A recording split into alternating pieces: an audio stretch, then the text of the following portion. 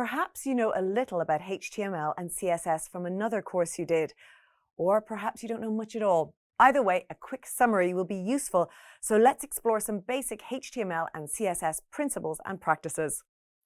HTML stands for Hypertext Markup Language, but what does that mean? Hypertext is text which contains links to other text.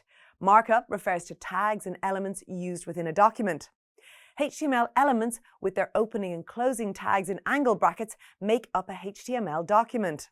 These elements form the structure of a web page and describe what to display to the web browser. When it comes to HTML, it's important to know about the purpose of HTML in the web browser, the use of HTML tags and correct syntax, and how HTML elements are used in a web document. But what can you do with HTML? You can add images to a web page with HTML code.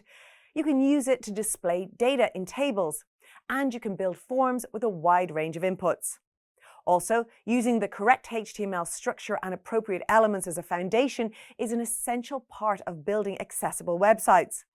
HTML can assist in ensuring web accessibility by supporting the technology people with disabilities use to interact with and understand websites. Another important concept to know about when you're talking about HTML is the Document Object Model, or DOM. Users need to be able to interact with elements on a web page. This means that a HTML document must be represented in a way that JavaScript code can query and update it. And that's the function of the DOM. It's a model of the objects in your HTML file. And web developers interact with the DOM through JavaScript to update content, set up events, and animate HTML elements. Now that you've covered the basics of HTML, let's move on to CSS, or Cascading Style Sheets. If HTML is the frame and structure of a building, then CSS is the paint, wallpaper, fixtures, and overall style. CSS tells the web browser how to display HTML elements on screen. You use CSS to style elements within a HTML document, create an appealing layout for your web page using the box model, and arrange page elements using normal document flow.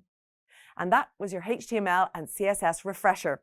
Now get ready to dive deeper into learning more about these two topics.